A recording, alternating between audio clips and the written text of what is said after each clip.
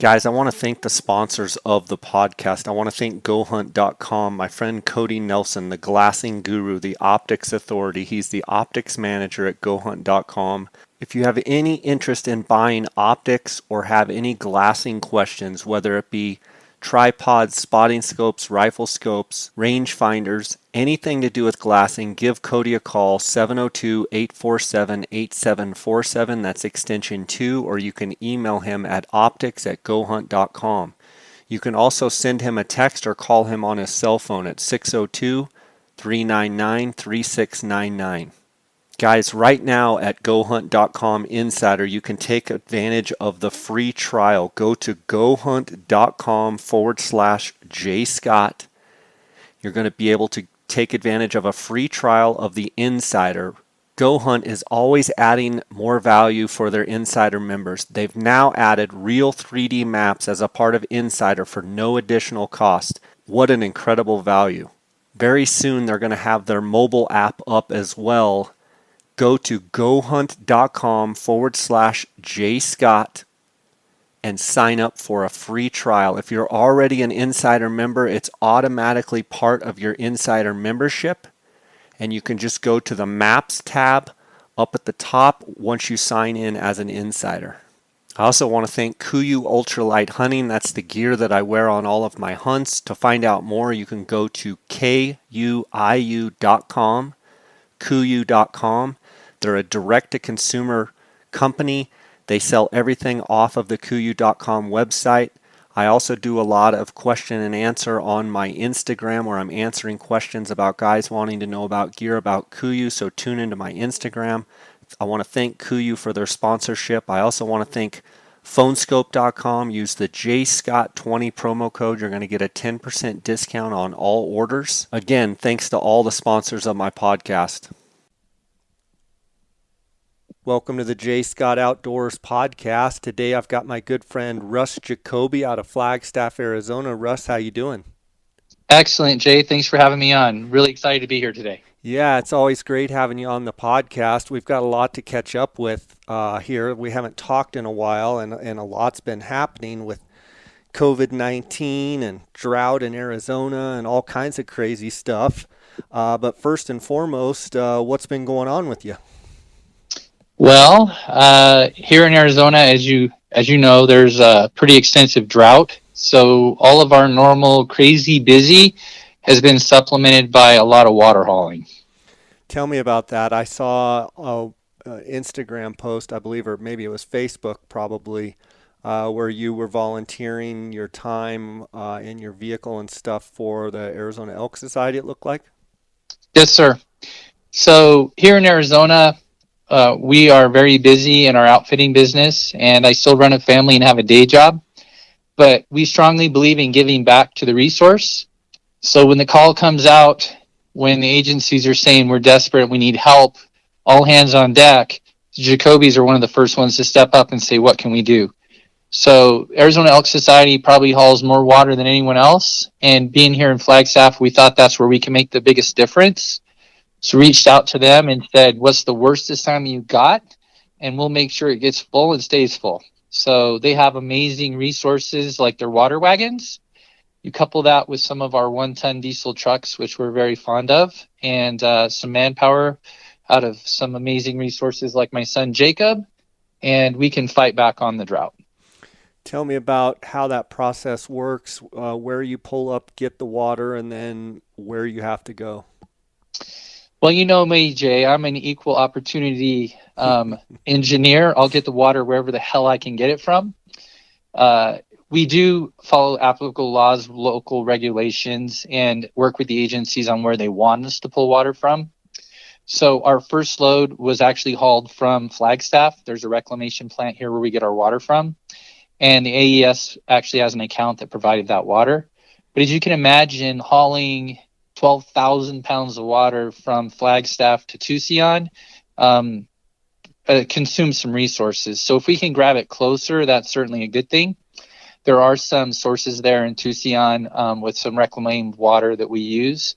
And so our subsequent loads on some days were coming out of Tucson. But we had a mixture of multiple loads from Flagstaff and also loads from Tucson. To volunteer with the Arizona Elk Society, you contact the office. This is 2020, so the lawyers need you to fill out all kinds of paperwork. They still don't require a blood sample, but pretty much everything but a blood sample is Proctology required. exam.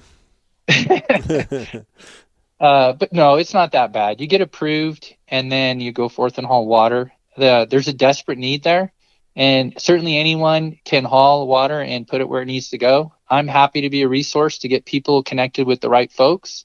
But you can reach out to your local game and fish officers. They can also help. And there are some other great agencies. I know the Mule Deer Foundation and some of the other agencies and sportsman groups here in Arizona can help with that. But we would encourage all your listeners to get involved.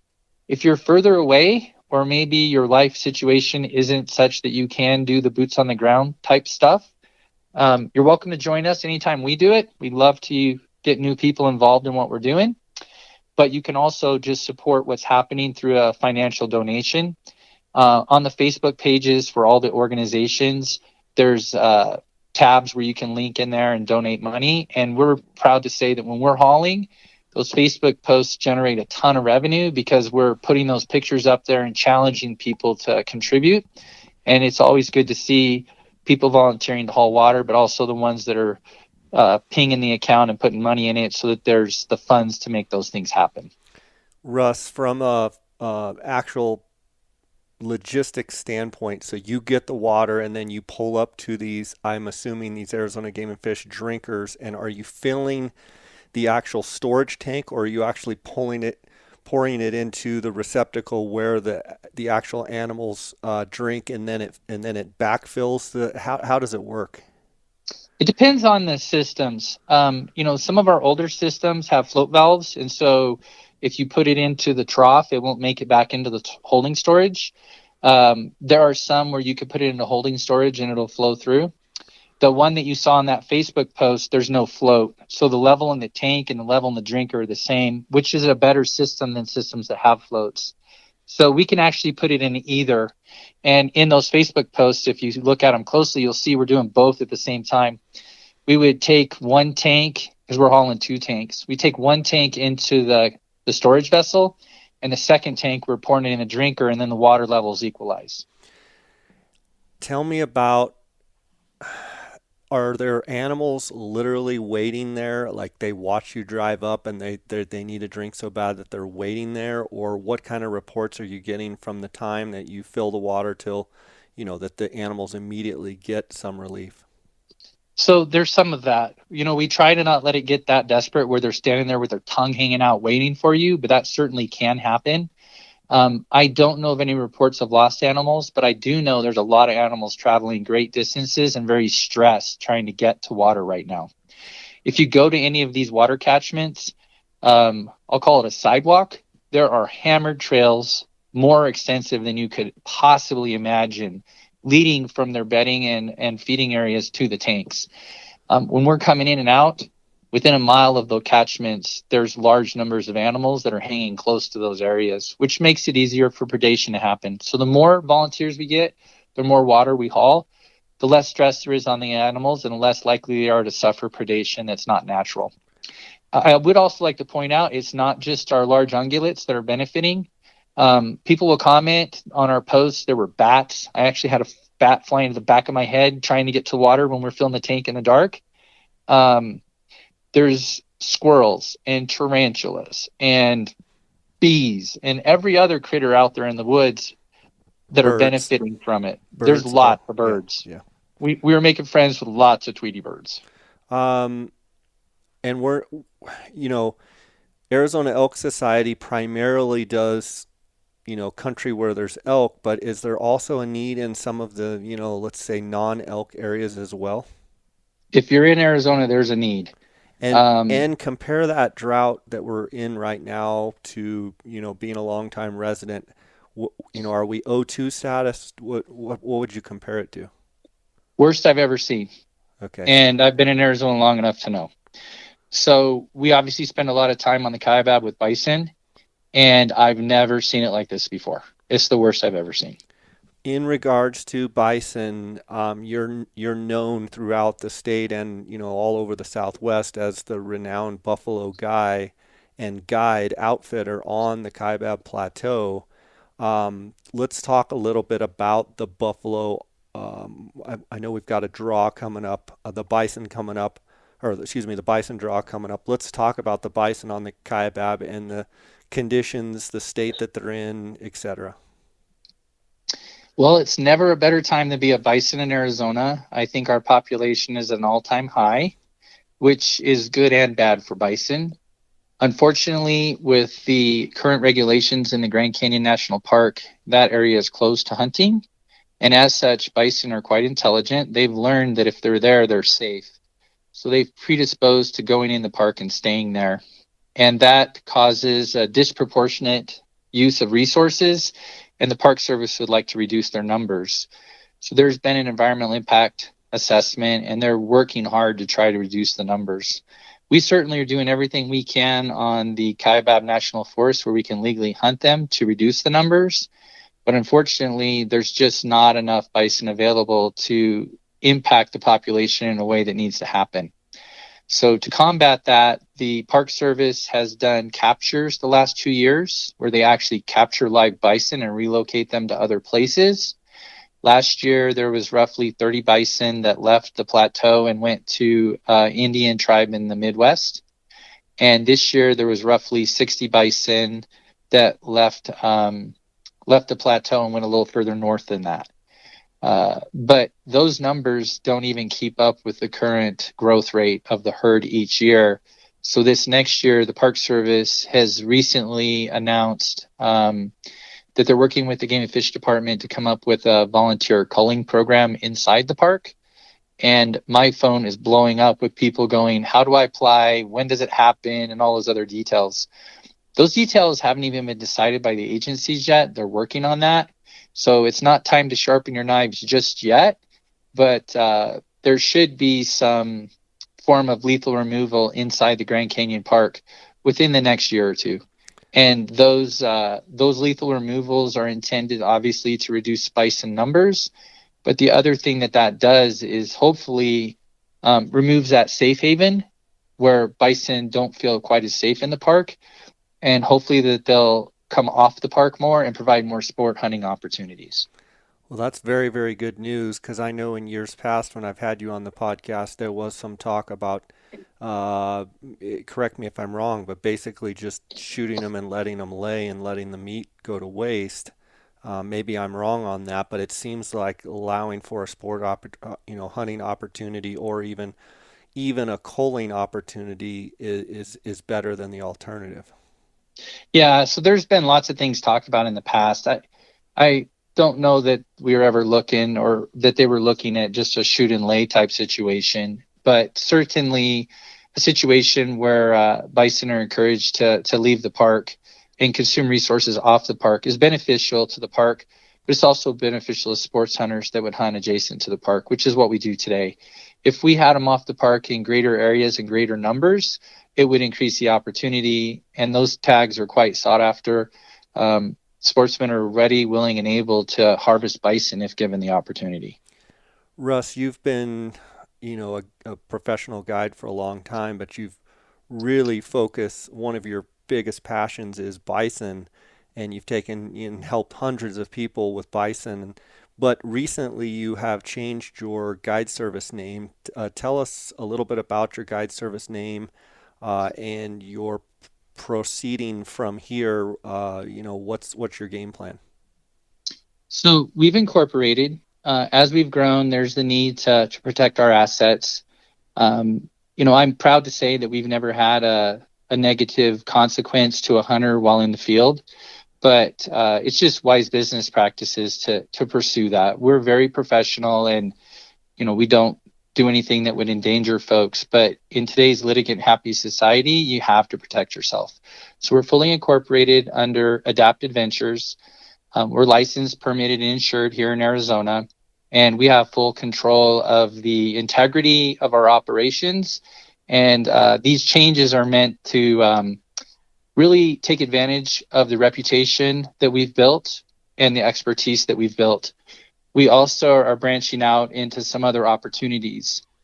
As a longtime Arizona resident, one of the advantages of Arizona is we have some really cool trophy animals. That's the positive side of the coin. But there's always another side of the coin. And Jay, can you tell me what the challenge is in Arizona? As far as what? Securing a permit, maybe? Yeah, drawing.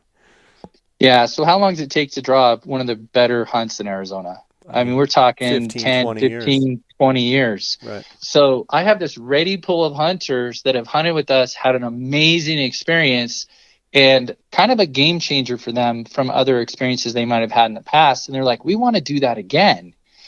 And when you tell a hunter, okay, 15 years from now, we can do this again, it kind of sucks. Kind of lets the air So out of them, doesn't it?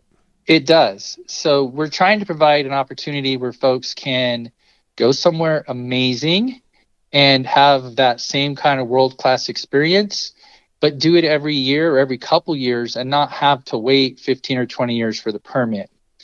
So we looked at what's out there and what's currently being done, and we feel like there's a really good opportunity to offer our brand of hunts in Alaska. So we Wow, are going to be offering hunts in Alaska in the very near future. that's incredible. So tell me about that. That's unreal. Well, as you know, my lovely wife Laura is not too bright because number one, she married me, She had a weak and moment. but she stays by my side and she lets me do whatever crazy thing I dream up. And I was always afraid to go to Alaska because I thought I would never return. And I certainly enjoy and love our opportunities for what we've done as a family in Alaska. And what we're trying to do is provide those same type of world-class experiences for our friends that have hunted with us in the past, and also for a new group of hunters that choose to hunt with us in the future. So we're trying to provide the same type of guided, outfitted, and DIY assisted hunts that we've done in Arizona in a new location. So, are there specific animals or hunts that you will be focusing on initially and then branching into others, or will you open up, wide open with a full array of animals? Well, we're certainly going to do a full array of animals, but there'll be some things that we specialize in right out of the gate. And you can look for announcements about that in the coming months. We are working on purchasing a lodge there, which will give us a base of operations. And, Alaska is a little different than Arizona. In Arizona, you take a test and get some paperwork done, and they sprinkle you with holy water, and you're a guide. In Alaska, it's a more involved process. There's some more rules and regulations, which I think are good. And Alaska is a more dangerous place. The game is more dangerous, and they need more training and more oversight to make sure that that happens safely. So we're partnering initially with some existing operations, and then we will grow from there. Safe to say Russ Jacoby will be flying a bush plane sometime soon? Yeah, we are in the process of getting our training. We'll start off by letting the experts do that, but I'm the kind of person that needs to be able to do every facet of the operation myself. And initially, that's going to be Kaylee. You don't hear about Kaylee as much on the podcast because she's been in college, but her college career is winding down. And she has a lot of passion for the aviation segment of our business. So Kaylee is working on securing that training, and then we will leverage her training to help others. Awesome. Well, that sounds exciting. Well, I look forward to hearing more about that. Um, Doubling back to or circling back to the Buffalo with the applications due, I think, next Tuesday. For those people out there that are interested in applying for Buffalo, explain how the hunt structures are on this existing application and what you recommend people do as far as applying. Sure. Well, number one, apply. You can't get a permit if you don't apply. There's a couple different permits available on this draw cycle. There's a single permit available for a designated bison in the House Rock. That hunt is a little different than the other hunts, and I won't go into a lot of detail there other than to say that it's not in a pen, but it's not a free-ranging bison in the same way that the rest of the hunts are. The hunts that most hunters will be interested in are the hunts after that. The first hunt is a hunt that runs from January 1st through early June. And that hunt is the bull hunt that's known as the trophy bull hunt. There's enough time there that you can have that long experience where you can pass on an animal potentially and hold out for something a little better. The bison hides on the kaibab are usually good, but they're exceptionally good during the winter. And so it's popular for hunters that are really wanting the best coat of the year. But like we talk about, there's two sides to coins. The other side of the coin for that hunt is that access in that early season is quite challenging. And by quite challenging, imagine many feet of snow and not being able to access it with a pickup truck, which is most hunters' chosen method for approaching hunts. You'll need some type of a tracked vehicle to be very successful on that hunt.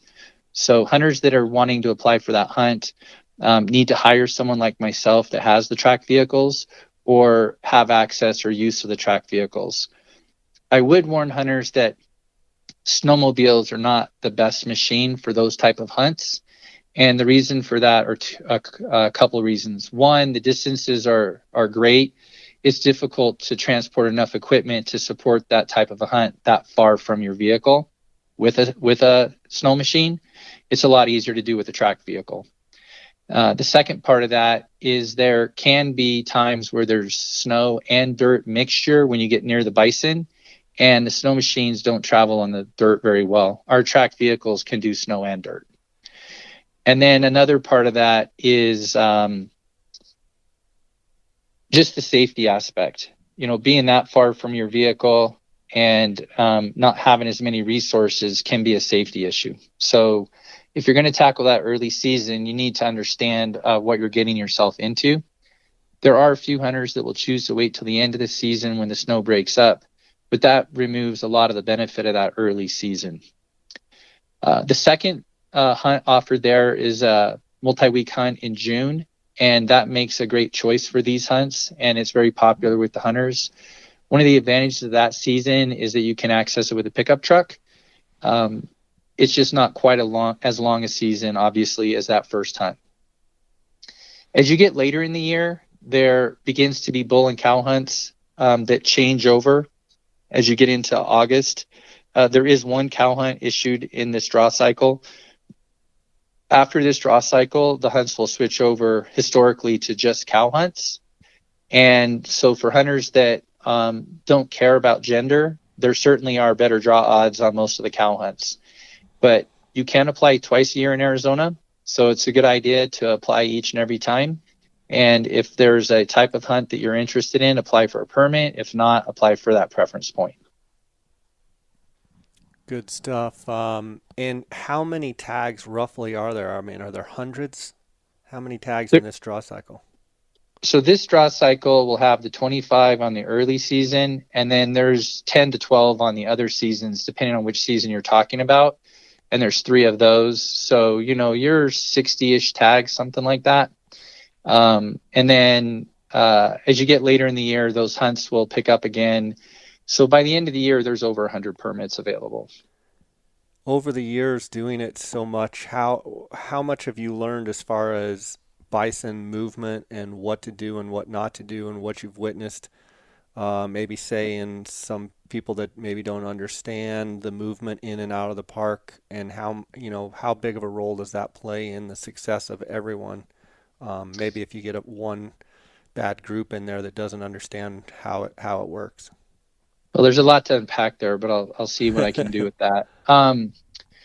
I read something the other day that said if you do anything for 10,000 hours or more, that makes you an expert. So I guess I was an expert from bison many years ago. So at this point, and it freaks me out a little bit, but I'm treated more like a celebrity, and I don't view myself as a celebrity. So that feels a little weird to me. But by now, we are so good at doing it because we've done it for so long that it's, I don't want to say easy for us, but we understand what you should do in different situations. Unfortunately, with an animal that visits the forest where we can legally hunt them, I can't make them come off. I wish I could, but I can't. So what we're doing is providing the hunters the best opportunities we can with our experience. And they certainly are going to have better opportunities with that level of experience than the sheer luck of just trying it on their own without that experience. This hunt is unique and different than other hunts that you might tackle in Arizona because the animals are concentrated along a boundary. I don't know of any other hunt like that in Arizona. If you're on a Unit 9 elk hunt and you have a conflict with someone, or if there's a hunter acting inappropriately in an area, you can simply move to another area and be successful. You can't really do that here because there's no place to move to. Well, you can move, but there's no buffalo there. So we work really hard to try to foster a community where hunters work together, where everyone can have an opportunity. And that's a tough job. Not everyone thinks that I'm the best thing since sliced bread, and that breaks my heart. But at the end of the day, it's a very difficult task to try to provide opportunities for clients and balance the fairness of those opportunities for the do-it-yourself hunters.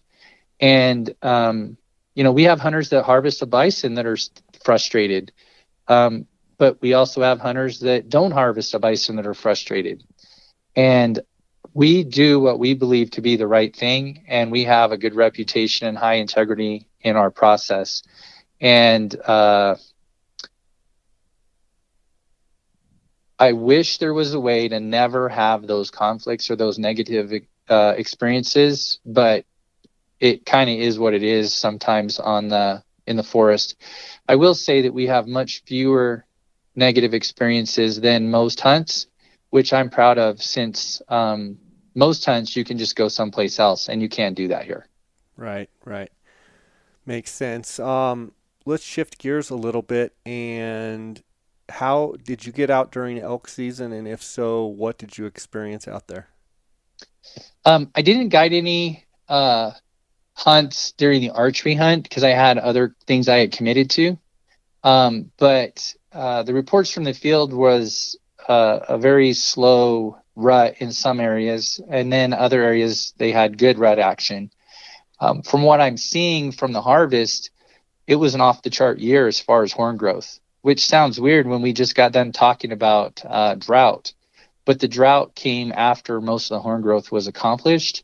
So you had some just really giant elk that were harvested this year. So I think you're going to see overall that it's going to be a banner year in Arizona. What about the rest of your fall? How is it shaping up? What's it looking like? Well, we've got buffalo hunts that start again on Friday, and they go through the end of the year. In addition to that, we'll be doing some sheep hunting. We do have some late elk hunters and some deer permits that we'll be working on. So we have a nice cross section of different permits that we'll be hunting.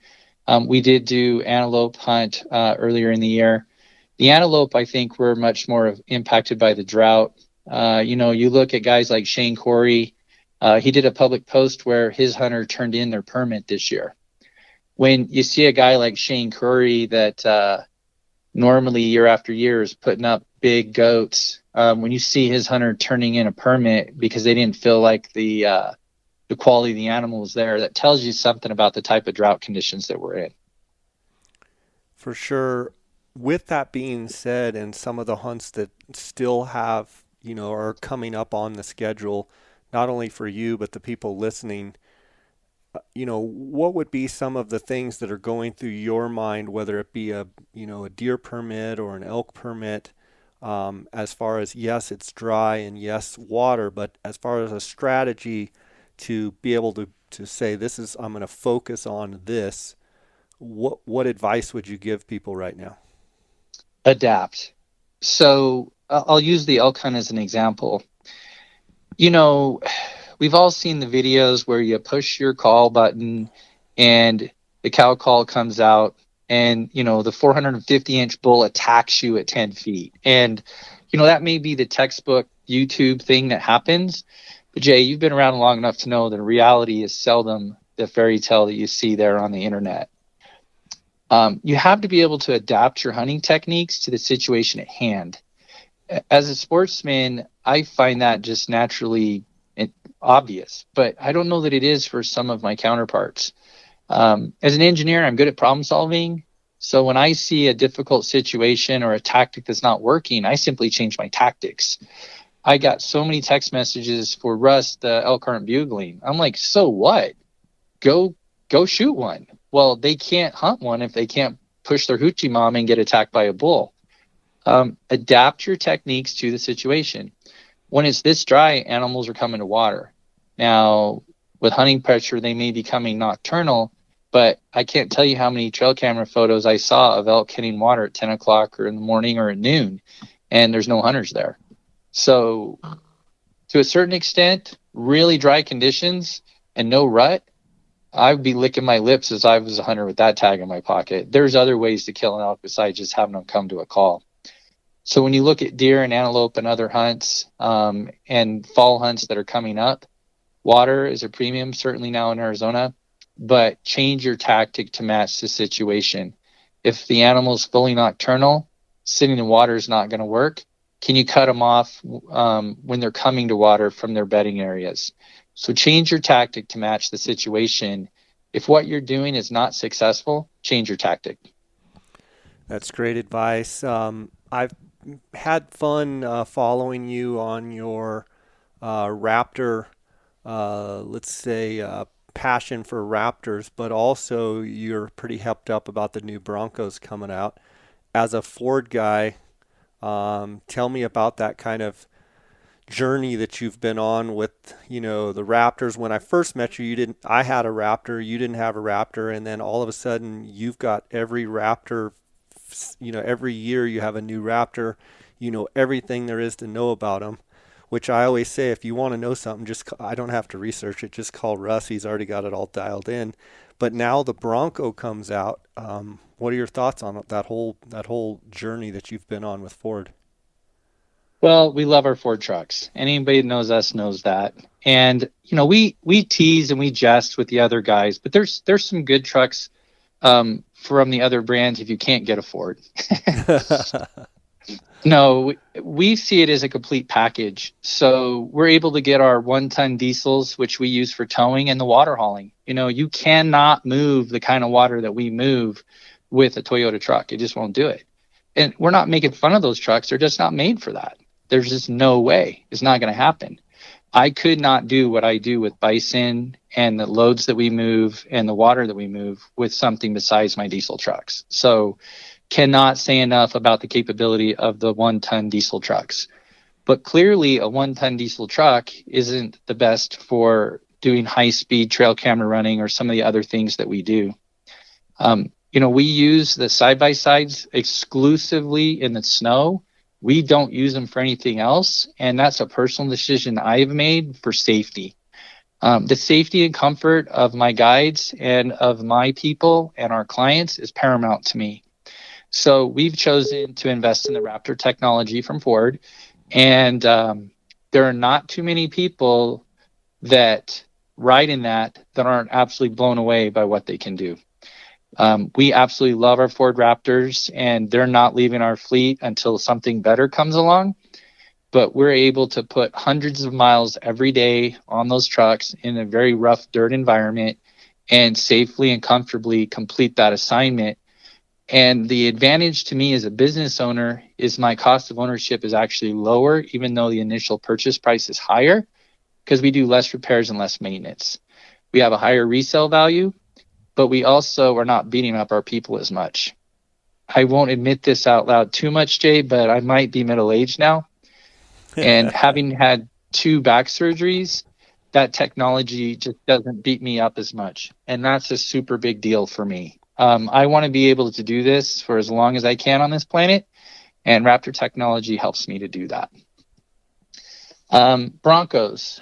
A Bronco is not a Raptor, at least not yet, although a version of that is coming. I'm told that it will be called the Warthog, and people get freaked out by the names, but the names are coming from aircraft, the Raptor aircraft and the Warthog aircraft. And if you look that up on the internet, it's a pretty good marketing scheme. An A10 Warthog, if you're one of the grunts in the ditches, it probably saved your life at some point. And I think that's a great name for the Raptor version of the Bronco. Broncos, for me, fills a niche I don't always need a pickup truck for some of the things we're doing. And that Bronco is going to let us have that kind of smaller vehicle for certain tight trails and some of the things that we would do there that might be a little better suited than a Raptor for certain things. It is going to have an independent front suspension, 2.7 liter EcoBoost, a 10-speed transmission. So it's some of the same technology that we're already loving from our Ford family of vehicles. The other advantage for the Bronco is the nostalgia. If you look in the used market, running versions of a Bronco are worth $50,000 to $100,000, which is kind of insane when you consider the original purchase price was around $2,500. If you had thought of that and purchased them back then, you could have made a crap ton of money by now. For me, I was raised in a Ford Bronco, and so there's some nostalgia there of hunting out of a Ford Bronco. And I think Ford has done a great job of building on that brand and building on the legacy of the Bronco. They came out with, I think it's 7 versions of the Bronco. The most exclusive is the first edition. And when the first editions were released, they sold out in the first couple hours that they were offered. When I say it's sold out, there was a reservation line you could get on the internet and reserve a first edition. And we went on there, and they broke the internet. You could not get through. But as you may not be surprised to learn, Russ Jacoby has a backup plan. We had a team of about 20 people trying to get through. And our group was able to get 4 first edition reservations, which we're pretty proud of. So we have 4 first edition Broncos coming when they get released. When will that be? So the middle of next year, maybe as early as April. And if there's some delays, they are what they are. I know people get all upset about that. I trust Ford, and I know they'll get it right. And when they get it done, they'll get it to us. And the Jacoby family will be wrapping 4 brand new limited edition, first edition Broncos with all the bells and whistles. And we are excited to be able to provide that experience to our customers. But I'll be honest with you, I'm not going to be sad about driving one of the, well, I think it'll be the first edition in Northern Arizona. Wow. Good for you. That's fantastic. And then the Raptor version of the Bronco, they're going to call them the Warthog? And that'll be a year or 2 behind the first one. There's already spy videos on the internet of them testing it. The capability of that Bronco, I mean, we could spend a whole podcast on that, and maybe we should, but they're going to have factory 35 and 37-inch tires. It's an independent front suspension. It's going to have, trailing arm coils in the back, stuff like that. That's really cool technology. It's going to get up on an awesome ride. It's going to be super capable. There's all kinds of new technologies built into it. Some of it's pretty simple stuff that's kind of surprising you haven't seen it before. I won't go into all of them, but one of the ones that I'm most excited about is on the dash. There's actually a bar on the dash, and it's sort of like a Picatinny rail, and it lets you mount accessories on the dash. I think if you look at the dashes of most hunters' trucks, there's hats laying up there, there's GPSs laying up there, there's radios laying up there. And when you drive around, it's bouncing around and falling on the floor and stuff. And let's let you mount that stuff to the dash in a way that's removable and secure. And that's just really cool technology that once you see it, you're like, why didn't somebody think of that before? Cool stuff. Let's talk about some other gear. I know you just ordered a Swarovski 115 millimeter objective lens. And any other cool gear that you've been messing with? Sure. So the Swarovski 115 is something we're super excited about. To a certain extent, we have to get the latest thing that comes out because you're expected to have it, but we also believe in having that best available technology for our customers. So right now we have KOAs, and we have 2 of the BTX 95s, and ordering the 115s to go into our fleet of binoculars and other optics just allows us to have the best available technology. So, 40-something% greater light gathering capability. It's obviously going to weigh a little bit more, but we believe that the additional capacity and value is worth it. So we're going to add that into the fleet. So super excited to have that mixed in. I can tell Um, you, having used the 115 now for about 2 weeks, as far as a BTX goes, I have the 65 and the 95 for the BTX, and I put the 115 on, and from a BTX standpoint, for me, it totally completes the BTX modularity. As far as the one thing I like about the 115 BTX is it feels like it really balances well, compared to some of the others where the BTX eyepiece, is fairly heavy, if you will. The match of the size of the 115 objective and then you throw in with the BTX eyepiece, for me, it balances best on the tripod. But then once you actually look in it, I mean, it I don't know if you've had a chance to look through it yet, but it's going to absolutely blow you away. To me, it makes I've been using the twin spotter, Swarovski twin 65 millimeters twin spotters. And the only thing I don't like about the BTX is the angled eyepiece, but I can tell you with the 115 objective, complete game changer. To me, it just brings the BTX eyepiece just completely alive. I mean, it's unreal. If anybody out there listening likes the 95 BTX, you're absolutely going to fall in love with the 115. And it's 7.5 pounds. But that's a far cry from your Koas, Russ, that are 13 fif- pounds plus a 15, yeah. 13 or 14 pound Yeah. tripod. No, we've seen through it and we recognize the benefit to it and we're excited to have it.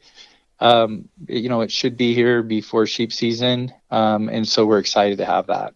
Awesome. Uh, cameras. Cameras is another one. So Canon, I would say, had been lagging behind the industry a little bit on their mirrorless cameras.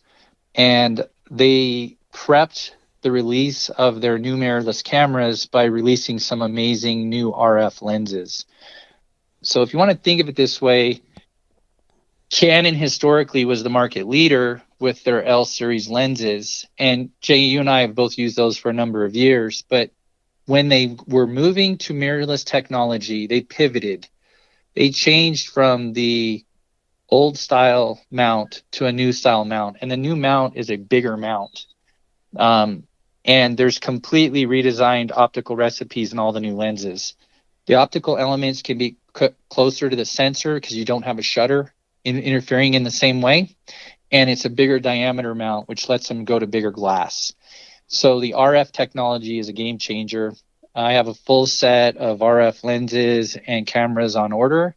They're really hard to get right now. So over the next calendar year, we'll be switching from our older Canon technology to the newer technology.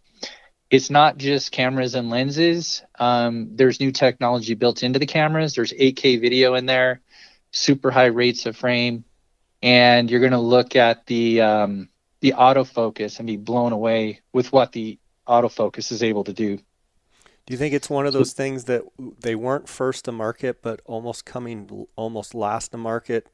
They'll be able to take some of the pluses and minuses from, say, some of the other manufacturers and put that into their product. Is that your feeling?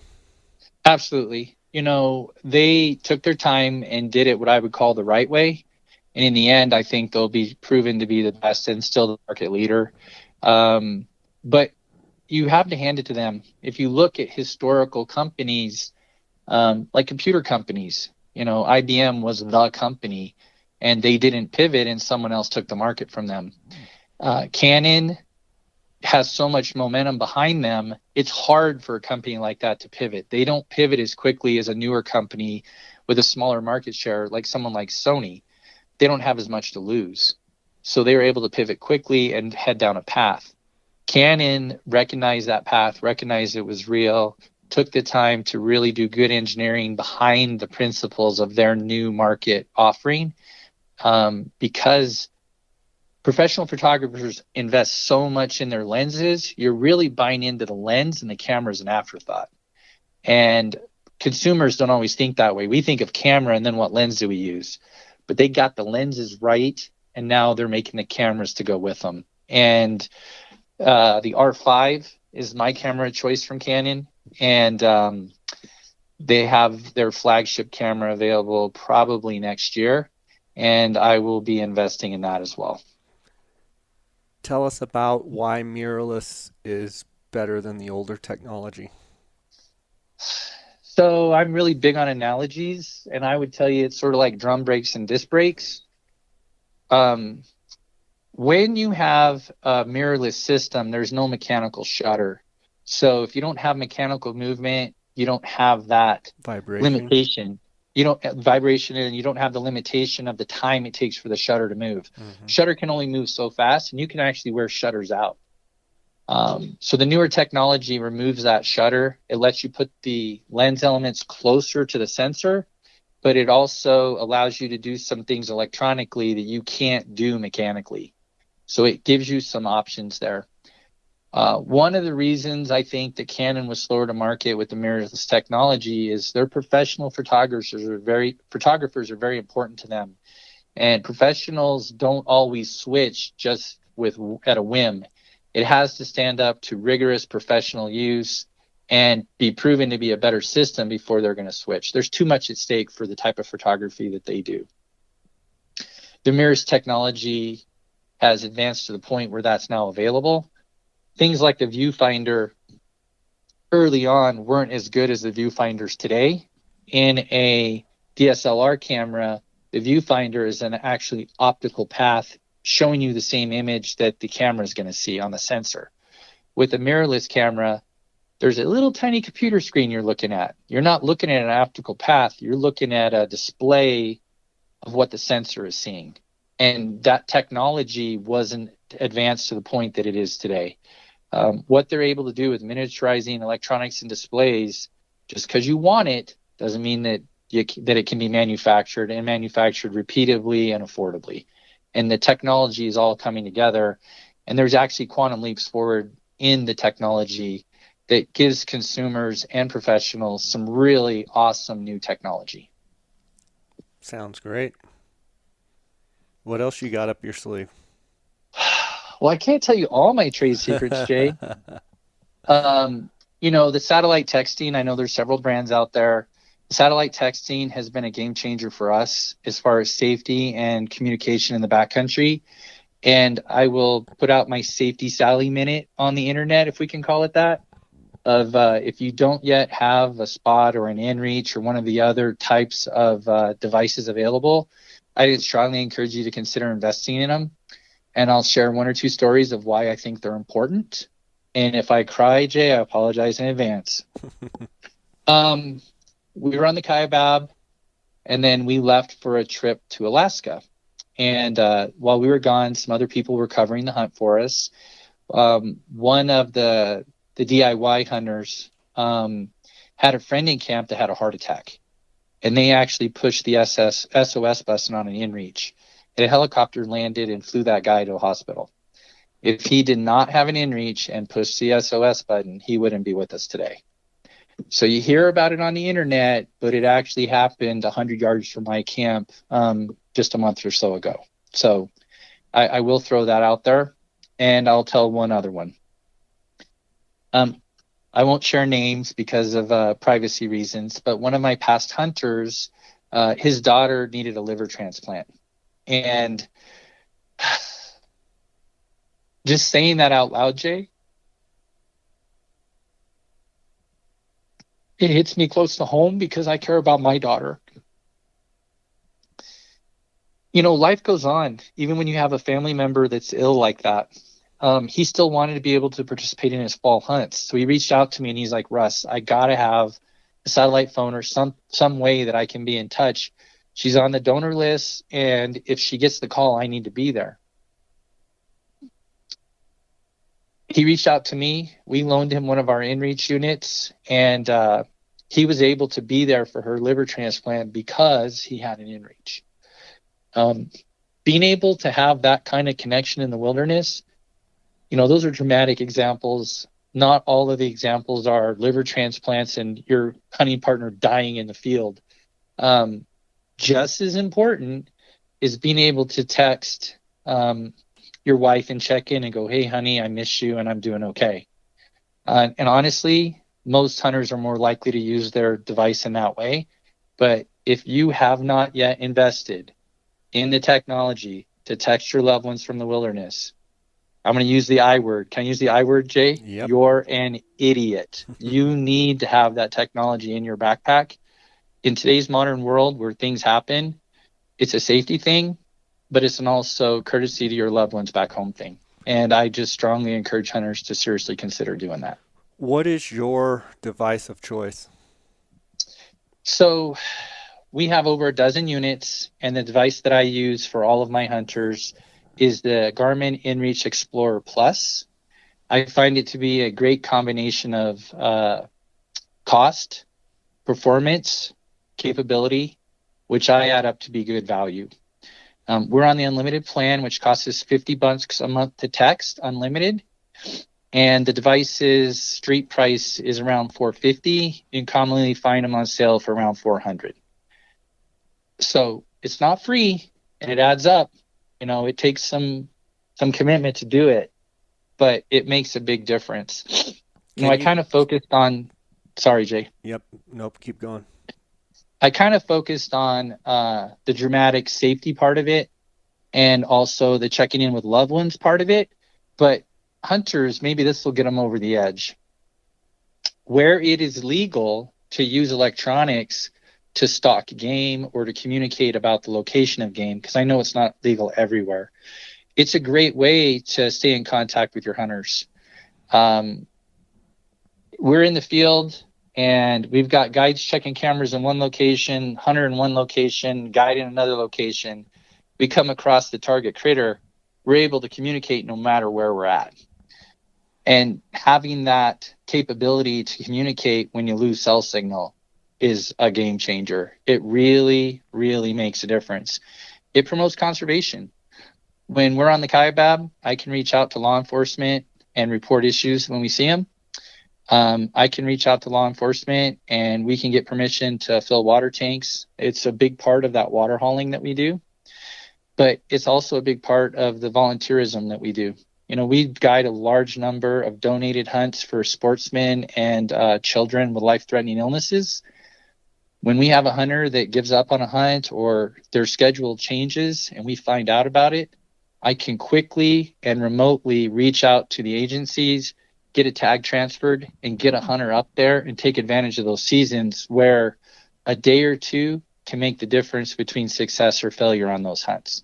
So we've actually harvested bison on a donated tag that we would not have been able to do before InReach technology. Have they gotten the technology where they can send photos from device to device yet? So the technology is not mainstream. It's possible to do through satellites, but like the InReaches are not sending photographs yet. I think consumers need to understand a little bit about what's going on behind the scenes. When you've got that plastic device in your hand, it's just magic to you. But there's actually an internet connection through a satellite, if you will, think of it that way, where that data has got to get transmitted through a satellite and so forth. What you're paying for at $50 a month is text data packets. When you get a bigger data plan, you're putting more load on that system. They need more satellites.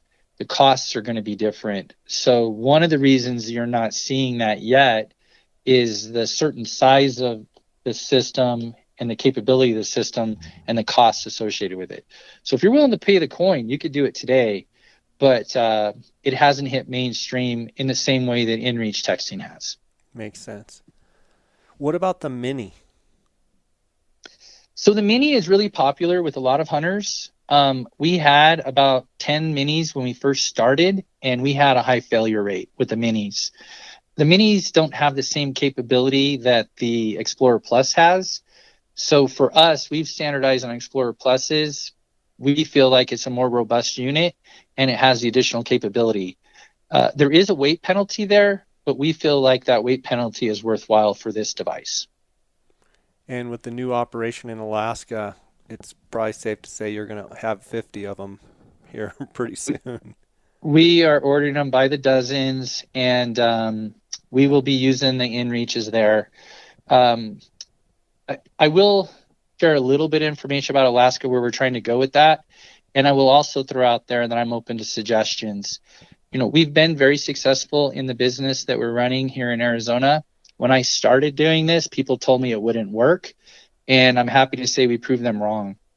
And what we're trying to do is the same kind of operation we do here, just in a different state. So we're going to offer the DIY person a quality experience in Alaska, supported with a network of resources that they won't be able to do on their own, either for availability or cost reasons.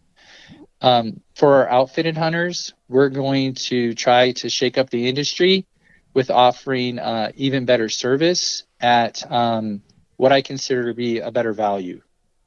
So look for hunts that are going to be very competitive, and I'll just say it that way. I believe that I'm good at solving problems because of my engineering background.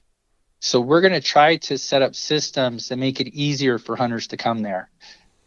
I understand sportsmen like me, and one of the obstacles to going there is cost.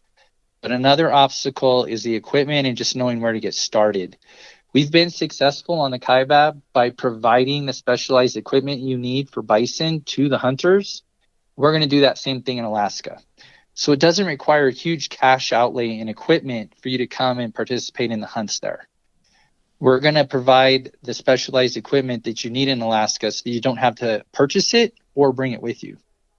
I personally don't think it makes sense to haul so many firearms, bedrolls, inReaches, and sidearms and waders to Alaska when everyone that gets there needs the same thing. So we're going to have a very good program that provides that equipment to hunters, which means your travel is going to be a lot easier than it was in the past.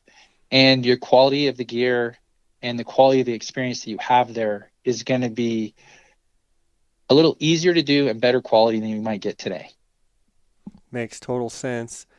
Let's shift gears real fast, and then I'll let you go. Sheep season, I know it's always in the back of your mind, as it is mine. What do you have up your sleeve this year as far as sheep hunters or units or places you're headed? Well, I don't want to share all my secrets, but we will be doing a Rocky hunt that we're going to focus on here for our sheep season. Is the main hunt that we're going to focus on. We are not going after as many sheep hunts this year. We do have some bandwidth for sheep hunts.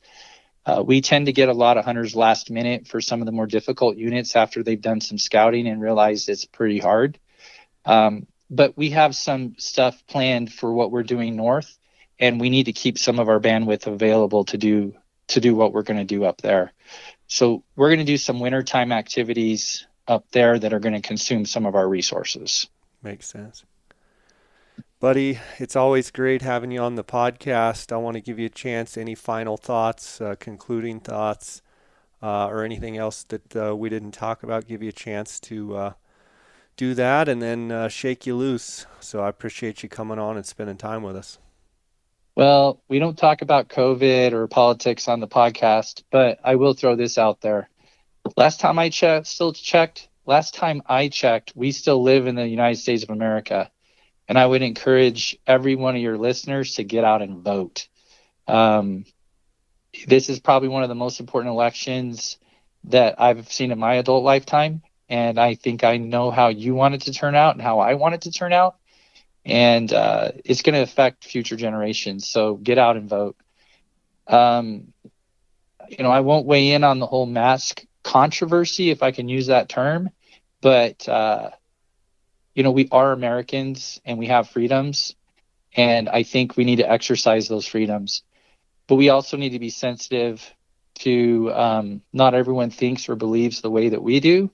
And where you can avoid conflict without giving up your personal self-worth, I think that that's important. Our country is divided, and we all need to extend an olive branch and help to heal that divide. If we don't, I think we're headed in a negative direction. So I won't say more than that other than get out and participate and make a difference. There's simple things you can do in your community, like hauling water, mentoring another sportsman, going and meeting your neighbor, just some simple things. It doesn't take earth-shattering stuff to make a difference in the world that we all live in. So go make a difference somewhere. but get out and vote and call your buddy up, your hunting buddy. Chances are he may not be registered. Get him registered and get him voting too, because every vote counts.